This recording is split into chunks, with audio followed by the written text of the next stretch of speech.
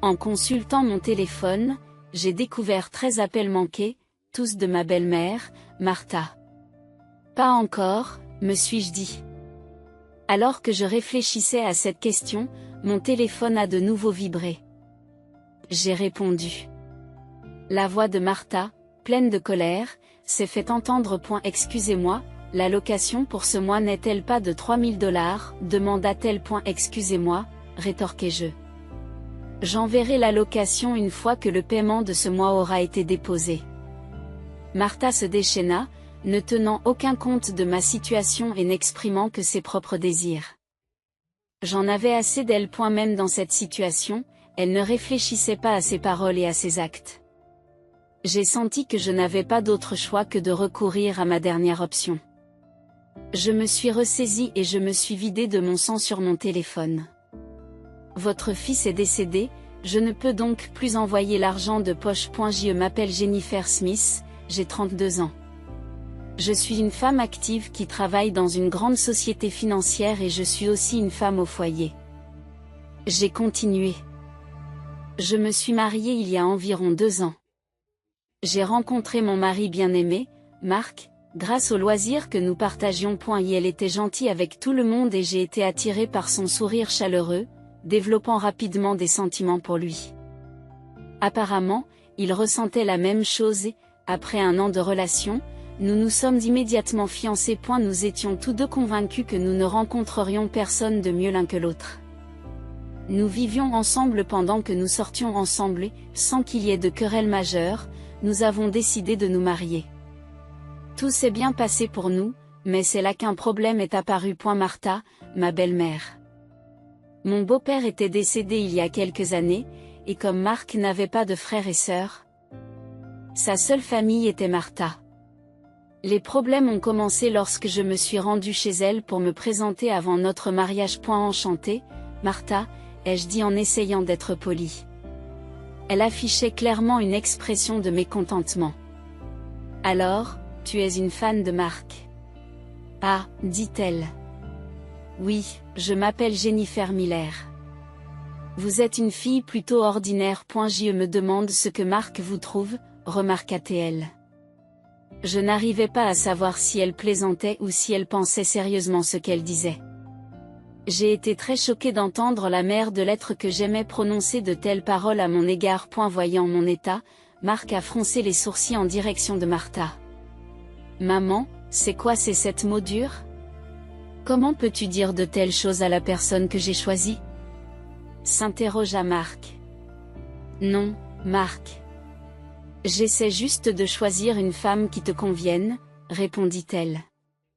Choisis. C'est moi qui l'ai choisie. Tu n'as pas le droit de t'en mêler. Ne le dis pas si froidement. Je dis la vérité parce que je tiens à toi. Si tu pensais vraiment à moi, tu nous soutiendrais tout simplement. L'air est devenu lourd alors qu'une dispute entre la mère et le fils se déroulait sous mes yeux. Comme c'était la première fois que je rencontrais Martha, je n'étais pas en mesure d'intervenir. Bien que l'atmosphère soit restée gênante, nous avons finalement réussi à exprimer notre intention de nous marier. À un moment de partir, Martha interpelle Marc, l'air un peu mécontent. Marc, je peux te dire un mot? Tu vas tenir ta promesse après le mariage, n'est-ce pas?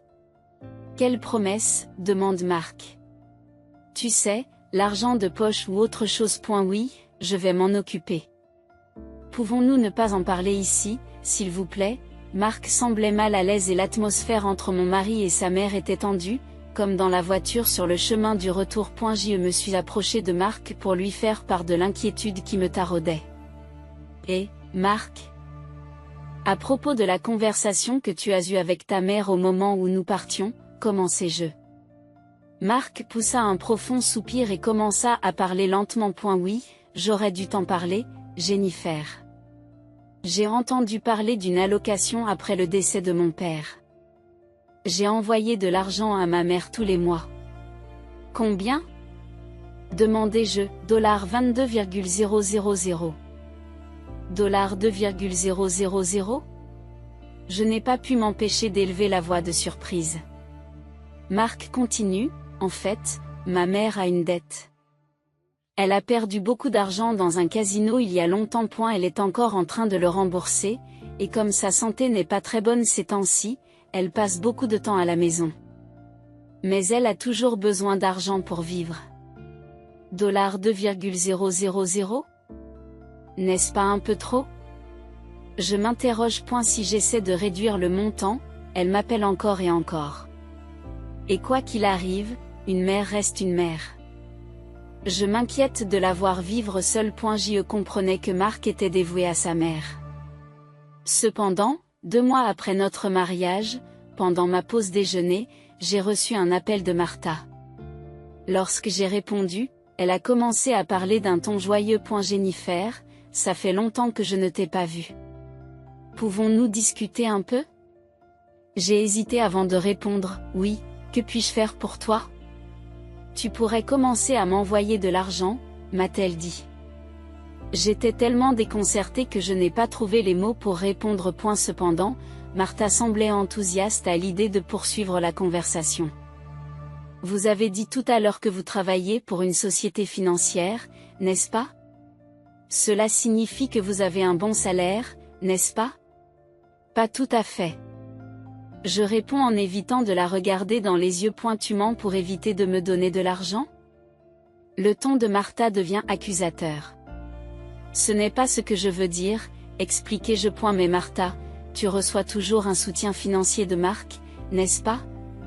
En réponse à ma question, Martha a répondu avec défi, et alors? J'ai dit ce que je ressentais. Martha, recevoir une aide mensuelle de $2000, ce n'est pas rien. Et pourtant, tu demandes plus, vraiment? Martha a posé une question. Si vous m'envoyez $1000 de plus, je pourrais éviter de faire porter le fardeau à Marc. Confus, j'ai demandé. Que voulez-vous dire par là? Martha a expliqué. Eh bien, Marc se porte garant de mes dettes. Et si je n'effectue pas mes paiements, les agents de recouvrement s'en prendront à lui. Vous comprenez, mais n'utilisez-vous pas une partie des $2000 de Marc pour rembourser la dette? Ai-je demandé. Martha l'admet. Je n'ai pas beaucoup de temps. Je l'ai dit à Marc. Mais j'ai une dette importante. D'après le ton de Martha, il était évident que même son mari n'en était pas conscient. Avoir des enfants à l'avenir augmenterait nos dépenses. De plus, reprendre les dettes de Martha n'est pas une tâche facile. Et si les paiements de Martha prenaient du retard et que la dette retombait sur Marc, les intérêts se seraient probablement accumulés de manière significative d'ici là. Si je refusais d'envoyer de l'argent, cela deviendrait un problème pour mon mari également. Dans cette optique, il valait mieux que Martha s'acquitte de sa dette maintenant. J'ai accepté à contre-cœur la proposition de Martha.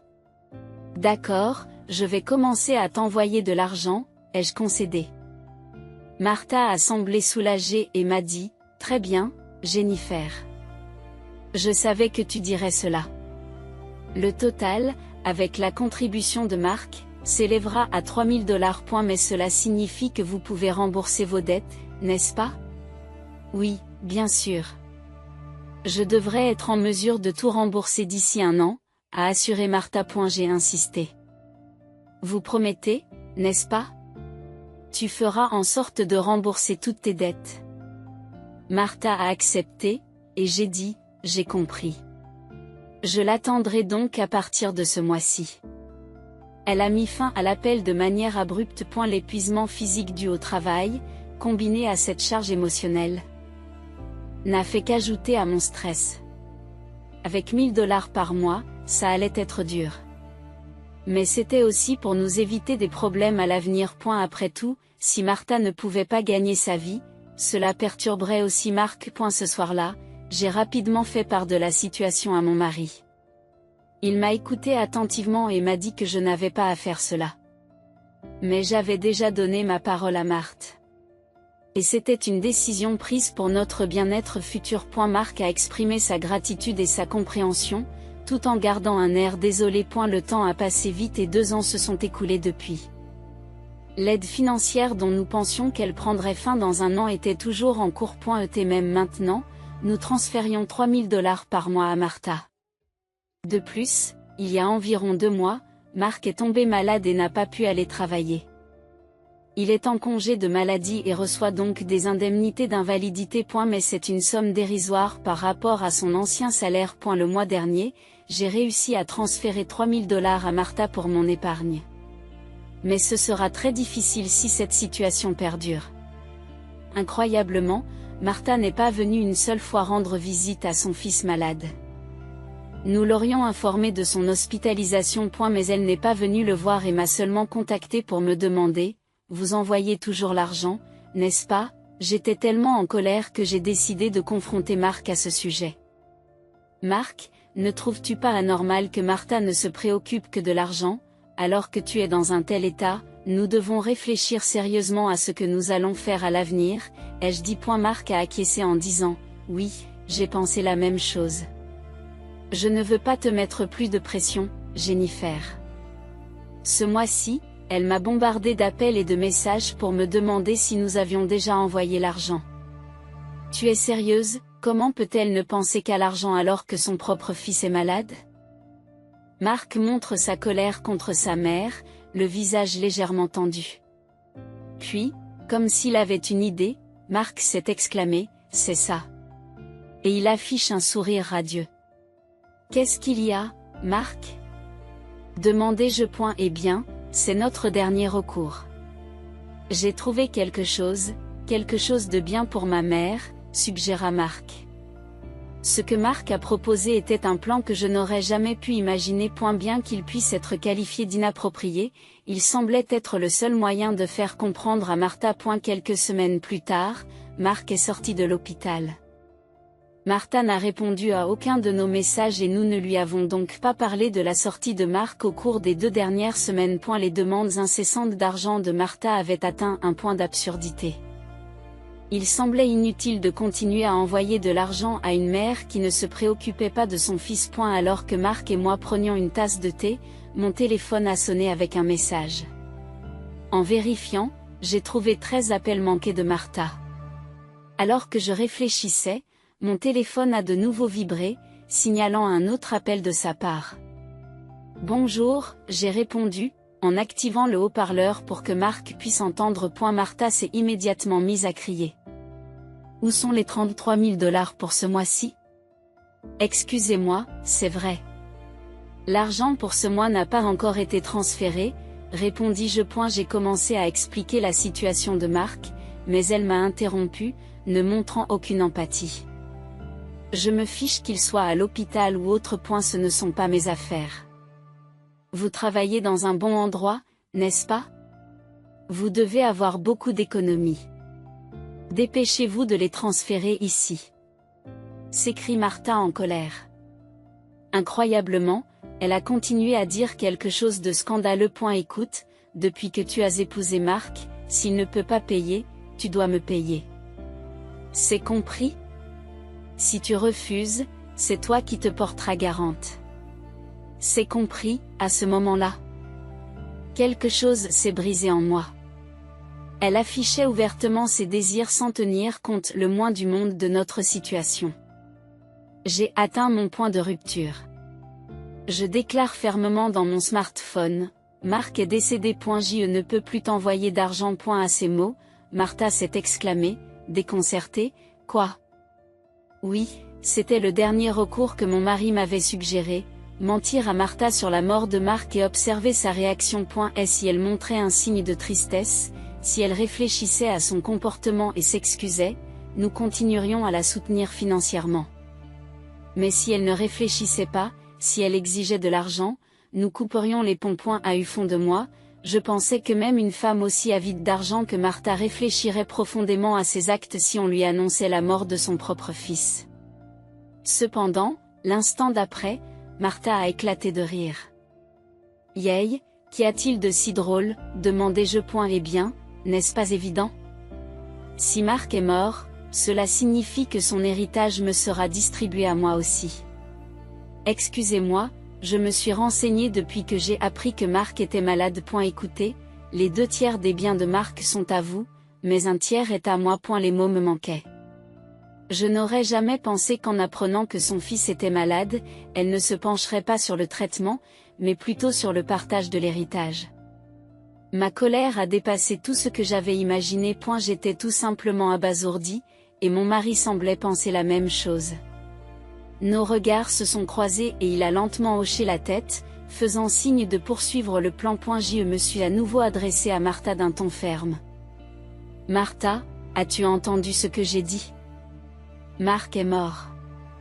J'ai entendu, et alors? N'es-tu pas triste que ton propre fils soit mort avant toi? Elle a répondu sans ménagement. N'oublie pas de m'envoyer. Je ne te laisserai pas t'en tirer sans rien faire. M'exclamai-je. Cependant, avec un déclic. La ligne téléphonique a été brusquement coupée et une tonalité a retenti. En jetant un coup d'œil à mon mari, j'ai vu qu'il tremblait visiblement et que son visage était rouge de colère. Marc, ça va? Ai-je demandé. Mon mari m'a regardé dans les yeux et m'a dit, je coupe les ponts avec elle. Elle reviendra probablement ici un jour ou l'autre pour me réclamer de l'argent. Attendons jusqu'à ce moment-là, d'accord. Mais êtes-vous vraiment d'accord avec cela? Couper les ponts comme ça, demandai-je. Oui, je n'ai aucun regret. Après cet appel, elle n'est plus une mère, a répondu mon mari. Ses yeux étaient remplis de haine, et je ressentais la même chose. Une personne qui ne pense qu'à l'argent au détriment de la vie de son propre fils n'est pas une famille pour moi. Quelques jours plus tard, comme nous nous y attendions, Martha est venue chez nous. Pour l'instant, j'ai décidé de cacher mon mari dans la pièce voisine et de m'occuper moi-même de Martha. Elle s'est approchée de moi avec un visage de démon. Donnez-moi tout de suite l'héritage de Marc. Demanda-t-elle à nouveau. Avec ça, rien d'autre à dire. Il est déjà mort, n'est-ce pas? C'est inutile de dire quoi que ce soit maintenant, rétorquai-je. Pourtant, tu ne lui as jamais rendu visite. Qu'est-ce que tu racontes? Es-tu vraiment sa mère? Tu es vraiment agaçante. Donne-moi l'héritage tout de suite. Je veux bien prendre un avocat, insista Martha. Parler davantage serait une perte de temps, pensai-je. Au moment même où je pensais cela, mon mari est sorti de la pièce voisine. En le voyant, Martha a sursauté, comme si elle avait vu un fantôme. Maman. Marc a dit, pourquoi es-tu morte? Il y a longtemps qu'il n'en est rien. Maman, je suis désolée, mais la nouvelle de ma mort était un mensonge. Explique Marc. Un mensonge? Comment peux-tu être aussi irrespectueux? A répondu Martha. Je voulais confirmer ta vraie nature. Maman. J'étais curieuse de savoir comment tu gérerais l'argent de poche si ton fils mourait. Mais tu t'es avérée être une chercheuse d'or. C'est ce que je soupçonnais. J'ai parfaitement compris, et j'ajoutais. Comment oses-tu traiter ta mère de croqueuse de diamants? Proteste Martha. Silence. Je coupe les ponts avec un parent toxique comme toi. S'écrie Marc. Et la bouche de Martha est restée bouche bée devant les cris de colère de mon mari. Elle n'arrivait pas à accepter le fait que son propre fils rompait les liens avec elle. Qu'est-ce que cela signifie, Marc? Qu'est-ce que cela signifie, Marc? Balbutia-t-elle. Cela signifie exactement ce que j'ai dit. Je ne peux pas considérer quelqu'un comme toi comme ma mère. C'est hors de question. Et l'argent de poche, demande Martha, paniquée. Tu crois vraiment que je le ferai? Tu dois te débrouiller seul avec les dettes. Nous déménageons, dit Marc avec fermeté. Attends, je t'en prie. Si vous faites cela, qu'en sera-t-il de mes frais de subsistance? Plaide Martha en larmes, en tendant la main à mon mari. Il lui a serré la main avec force, l'a regardé froidement et lui a dit, « Je me fiche de tes frais de subsistance. Vous avez vécu à nos crochets sans même vous excuser. Je comprends vraiment votre nature méprisable maintenant. Ne t'avise plus de te présenter devant nous. Non, attends, Marc. » Martha a crié tandis que mon mari l'attrapait par le bras et la traînait jusqu'à la porte d'entrée. Il a jeté ses chaussures et son sac dehors et a chassé Martha de la maison. Elle a fait du tapage dehors pendant un moment, mais a disparu au bout d'un moment, peut-être incapable de supporter le regard des voisins. Elle a essayé de nous contacter à plusieurs reprises, mais nous avons ignoré toutes ses tentatives. Nous avons réglé le numéro de Martha pour qu'il soit automatiquement rejeté et nous avons fini de déménager. Quant à la question de la cosignature des dettes, elle est devenue caduque. Puisque Martha avait fait de Marc le cosignataire sans son consentement, et qu'il n'était donc pas responsable. Sans notre allocation, Martha semble mener une vie misérable. C'est normal, car elle a utilisé l'allocation pour jouer au lieu de payer ses dettes. Elle a encore une montagne de dettes et est poursuivie chaque jour par des agents de recouvrement. Elle ne peut plus jouer et semble travailler de l'aube au crépuscule. Dans un avenir proche, il est peu probable qu'elle parvienne à rembourser complètement ses dettes. Elle devra continuer à travailler jusqu'à ce qu'elle ne puisse plus bouger. C'est entièrement de son fait. Quant à nous, nous passons des journées épanouissantes dans notre nouvelle maison. L'état de mon mari s'est stabilisé et il a repris le travail. Après un certain temps, une nouvelle vie grandit dans mon ventre. L'année prochaine, nous aurons un nouveau membre dans notre famille. Désormais, nous voulons passer des jours heureux à trois.